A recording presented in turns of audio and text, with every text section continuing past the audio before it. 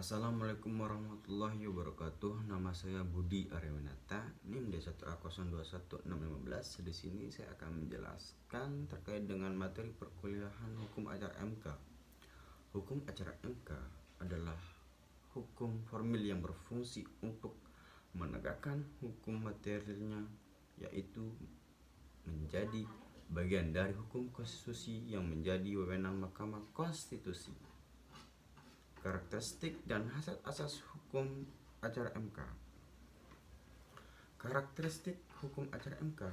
Hukum acara MK memiliki karakteristik khusus karena hukum materi yang hendak ditegakkan tidak merujuk pada undang-undang atau kitab undang-undang tertentu, melainkan konstitusi sebagai hukum dasar sistem hukum itu sendiri.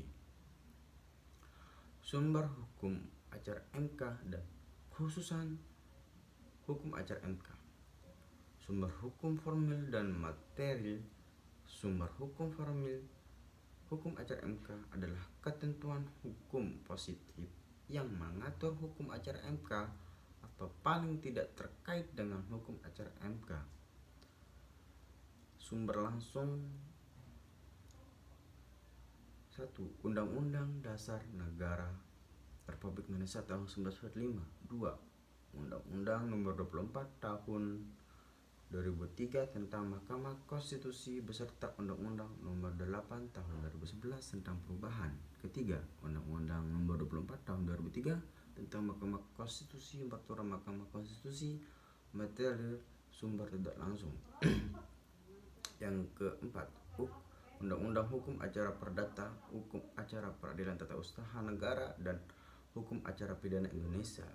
Yang kelima, pendapat sarjana doktrin. Keenam, hukum acara dan jurisprudensi MK negara lain. Selanjutnya, karakteristik khusus peradilan MK. Karakteristik utama yaitu dasar hukum utama yang digunakan dalam proses peradilan baik terkait dengan substansi perkara maupun hukum acara adalah konstitusi itu sendiri, yaitu Undang-Undang 1945, walaupun terdapat berbagai ketentuan undang-undang dan PMK sebagai dasar memeriksa, mengadili, dan memutus perkara. Namun ketentuan tersebut digunakan sepanjang dinilai tidak bertentangan dengan Undang-Undang 1945. Hal ini tidak terlepas dari sifat wewenang MK yang pada hakikatnya adalah mengadili perkara-perkara konstitusional. Wewenang dan kewajiban MK sesuai pasal 24C ayat 1 dan ayat 2 Undang-Undang Dasar 1945. 1. Menguji undang-undang terhadap undang-undang dasar. 2. Memutus sengketa kewenangan LN yang kewenangannya diberikan oleh undang-undang dasar. 3. Memutus pembubaran partai politik. 4. Memutuskan perselisihan arti pemilu. 5. Memberi putusan atas pendapat DPR mengenai dugaan pelanggaran hukum oleh presiden dan atau wakil presiden. Struktur dan mekanisme kerja MK. 1. Sidang pleno MK harus dengan 9 hakim MK dalam keadaan luar biasa dengan 7 hakim konstitusi. 2. Panel hakim konstitusi sekurang-kurangnya 3 hakim konstitusi untuk melakukan pemeriksa dan hasilnya dibahas dalam sidang pleno. 3. Dewan etik menjaga dan menegakkan kehormatan, keluhuran, martabat, dan kode etik hakim MK. Baik, selanjutnya permohonan penggabungan perkara, beban pembuktian, alat bukti, dan jenis seperti sifat persidangan. Pemohon penggabungan perkara mengenai ganti kerugian terdapat dalam hukum perdata maupun dalam hukum perdata maupun dalam hukum pidana. Namun antara keduanya memiliki perbedaan. Dalam hukum pidana, ruang lingkup pemberian ganti rugi lebih sempit dibandingkan dengan pemberian ganti kerugian dalam hukum perdata. Adanya penggabungan perkara gugatan ganti rugi yaitu karena adanya penyelesaian kasus dalam suatu perkara yang terdapat dalam dua aspek, yaitu aspek perdata dan juga aspek pidana. Adanya kedua aspek tersebut dalam suatu perkara yang sama dapat menimbulkan adanya perkara pidana dengan gugatan ganti kerugian. Beban pembuktian pada beban pembuktian. Beban pembuktian menurut teori alternatif, teori yang menyatakan bahwa beban pembuktian dibebankan kepada pihak yang mendalilkan sesuatu, bukan kepada pihak yang mengingkari atau membantah suatu pembuktian negatif. Alat bukti. Pasal 36 ayat 1 Undang-Undang Nomor 24 Tahun 2003 menentukan alat bukti meliputi surat atau tulisan, keterangan saksi, keterangan ahli, keterangan para pihak, petunjuk, dan alat bukti lain berupa informasi yang diucapkan, dikirimkan, diterima, atau disimpan secara elektronik dengan alat optik atau serupa dengan itu. Penafsiran konstitusi.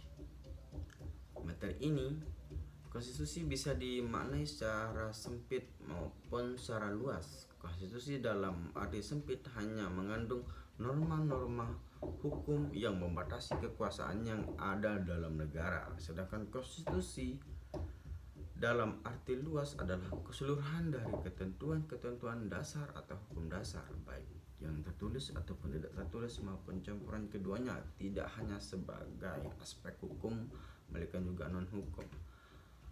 Macam-macam metode penafsiran. Pemahaman, pengujian formil merupakan pengujian atas suatu produk hukum yang bukan dari segi materinya. Mahfud MD mengemukakan bahwa uji formil berkenan dengan prosedurnya yang dianggap pelanggar atau kesalahan prosedur dan atau mekanisme, misalnya pembuatannya tidak menurut tingkat-tingkat pembahasan atau tidak quorum. Pemahaman terhadap konsepsi pengujian formil itu bersifat sangat kompleks. Secara umum kriteria yang dapat dipakai untuk menilai suatu objek pengujian undang-undang terhadap undang-undang dasar dari segi formalnya adalah sejauh mana peraturan di atas ditetapkan dalam bentuk yang tepat oleh institusi yang tepat dan menurut prosedur yang tepat. Perkembangan pemahaman pengujian formil. Pasal 24C Undang-Undang Dasar 1945 mengatur ketentuan tentang Mahkamah Konstitusi yang berwenang mengadili pada tingkat pertama dan terakhir, yang putusannya bersifat final untuk menguji undang-undang terhadap undang-undang dasar. Seluruh undang-undang diuji terhadap undang-undang dasar yang melandasi pembentukannya atau undang-undang dasar positif Undang-Undang Dasar 1945 hasil amandemen. Baik, sekian dan terima kasih. Kalau ada kekurangan materi atau kesalahan pengucapan kata, mohon dimaafkan. Wallahul muwaffiq ila aqwamit thoriq. Wassalamualaikum warahmatullahi wabarakatuh.